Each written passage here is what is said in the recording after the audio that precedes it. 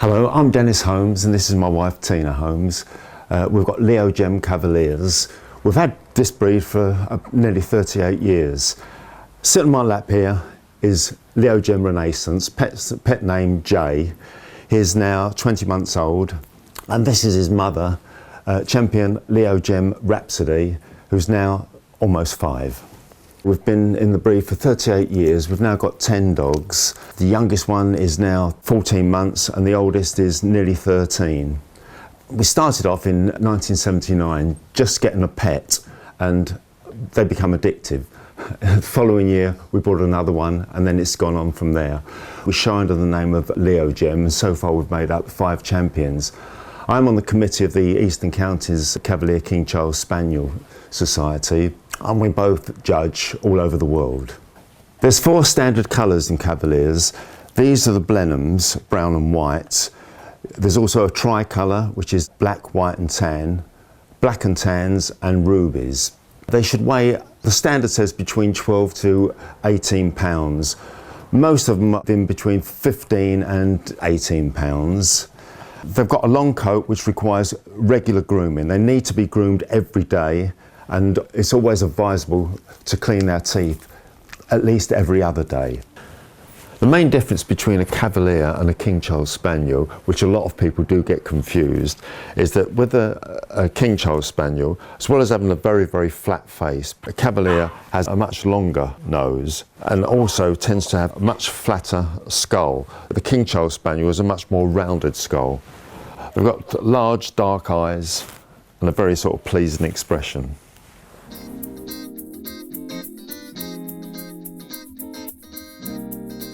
The history of most breeds is very speculative, and lots of people associate Cavaliers as being a purely English breed, but they originated, it's believed, in the Far East. Probably around about the 12th and 13th century, a lot of Italian traders that went along the spice routes from China and Eastern Asia brought back small spaniels, and there are quite a lot of early Italian paintings showing small spaniels. A very famous one is one of the Medici family, which shows quite a number of small little brown and white spaniels with little bows around their neck. And they become very popular amongst aristocrats and wealthy traders in Italy. Soon they started to spread all over Europe, and it was really under King Charles II that they really found popularity. Charles II had quite a lot of small dogs. He used to take them everywhere. There is actually an urban myth that says that apart from guide dogs for the blind and therapy dogs, that King Charles Spaniels and Cavaliers can go into any public building. That is an urban myth. It probably dates back to the time that King Charles used to take his dogs anywhere, even into Parliament, and because he was a king, no one would disapprove. During Victorian times, small, short-faced breeds become very popular. Breeds such as Pugs, Pekingese and Japanese Chins, and lots of those were actually crossed up with the small toy Spaniel, and hence we started getting shorter faces, and that's how the King Charles Spaniel originated. The Cavalier has the longer face, the King Charles Spaniel has a much shorter face and is all round a smaller dog. In the 1920s, there was a move to try to recreate the longer faced breed as shown in lots of the early paintings, and lots of enthusiastic breeders started to try to revive this breed. The Cavalier King Charles Spaniel Club was formed in 1928, but it wasn't recognised by the Kennel Club until 1945, when they thought there was enough longer faced breeds that were more distinct from the King Charles Spaniels around. And since 1945, the breed has grown and grown. In 1973, a Cavalier, which is champion Alan's Miraquarius, actually won Crufts, and there was a very big increase in the popularity of the breed from that point. In the early 1700s, the Duke of Marlborough, after the Battle of Blenheim, was given Blenheim Palace and the Marlborough estate. He was a keen huntsman, and he had cockers and springers, and he also had these small brown and white spaniels, and he actually used to work them. They used to mainly go after small game such as woodcock, and they stayed with the Marlborough family for almost 200 years, right up until the 9th Duke in the late 1920s. And most of the Cavaliers of today actually descend from those at Blenheim Palace.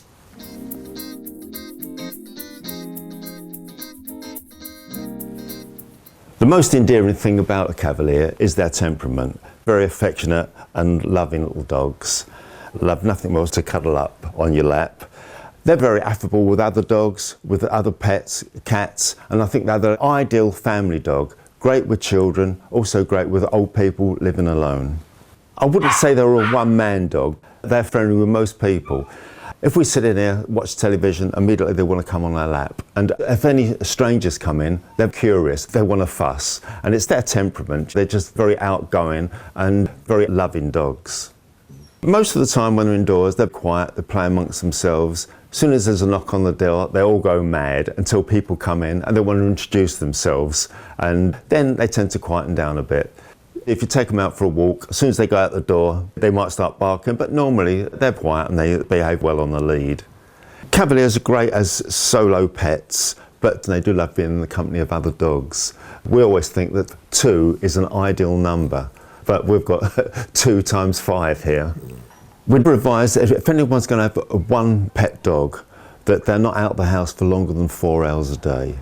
They can be left up to 4 hours. Most of the time they'll just sleep, but much longer than that is definitely not advisable.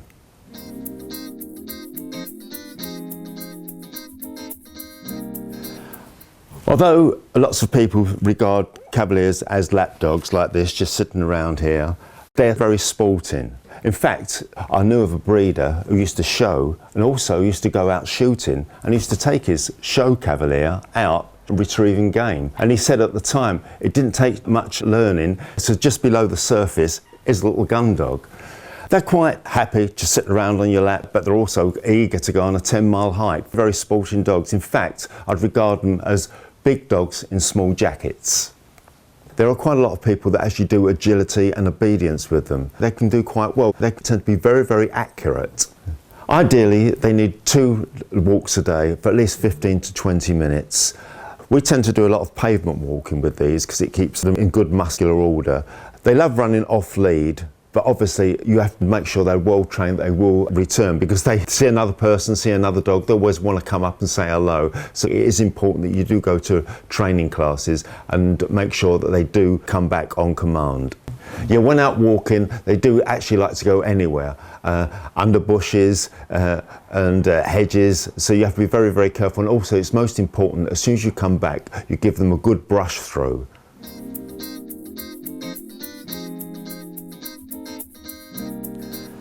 As far as training goes, they are quite an easy dog to train. It is important to go along to training classes and persevere on the training, but they pick up commands very, very fast. When training, you can use tidbits, but you must remember that Cavaliers by nature are a very greedy breed. They grab at any sort of food item at all. That's why it's important that when you are training them, just give them small little snippets at a time because you don't want them to start putting on too much weight. They do like playing with toys, particularly if you've only got one pet dog, it's important to let them have plenty of toys there. They do retrieve. Some are more playful than others. Some like toys, others just run around chasing other dogs.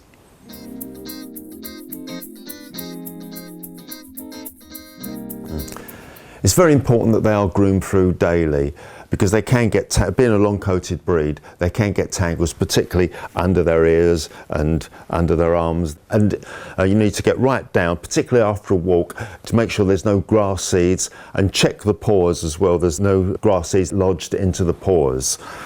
A daily brush should only take no longer than 10 minutes. And it's also advisable to start when they're fairly young, say before they're 6 months, getting used to having their teeth cleaned as well. It's most important that you do use a comb and not just a brush. Just brushing them over, all you're doing is flattening and smoothing out the coat. You use a brush afterwards to give them the finish, but the main thing is to start off with a comb to make sure there's no knots there. If there are tangles there, the main thing to do is to pull the hair back, hold it in that position, and then start combing from this part there, so you're not actually pulling on the skin itself. The one downfall with Cavaliers is they do molt. Bitches tend to molt more than dogs as well because they molt after their twice yearly season, but they do molt, and it is also important that you use the vacuum cleaner quite a lot.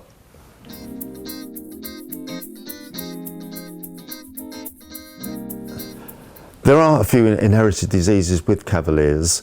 If you check with the Cavalier Club's website, which is www.thecavalierclub.co.uk, it lists the various tests that are available.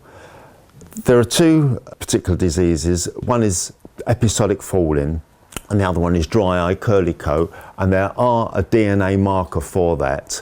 And by checking with the Cavalier Club, just a cheek swab, and they can find out whether they're a carrier or they're actually affected. So it's always advisable to make sure you do that.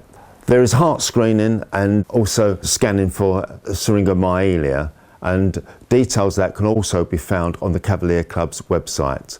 When purchasing a Cavalier, it's best to either go to the Assured Breeders list on the Kennel Club or go to the Cavalier Club's website, where there's a link for puppy coordinators in various parts of the country who know of responsible breeders that have litters. And when checking with those particular breeders, ensure that they do the relevant health testing. Yes, most important that you do go to a responsible breeder. There are lots and lots of ads on the internet for Cavalier puppies, but I wouldn't advise going down that route. There's quite a lot that have come from other puppy farms and some that's coming in from imported illegally from Eastern Europe. And you don't know what you're buying. They've probably not been health tested at all. So it's always best to go via the routes of the Cavalier Club's website or the Kennel Club's Assured Breeders, and go to a responsible breeder that does health testing and has the breed at heart and not in it just for the making money. Whether to get a dog or a bitch is just a personal thing. They're both very affectionate, both very loving. In our own experience, actually, the dogs have been slightly more clingy than the bitches, but there's not really much difference between the sexes as far as temperament goes. Dogs tend to be slightly larger. When we first started back in 1979, we only wanted one as a pet. Then she seemed quite lonely, so we thought we'd get a second one, and that's when they did become collectible. Now, all these years later, as I say, we've got 10. Will we be without them? Never. I very, very much doubt it. I think they're here to stay. Once you have a Cavalier, I think you want one for life.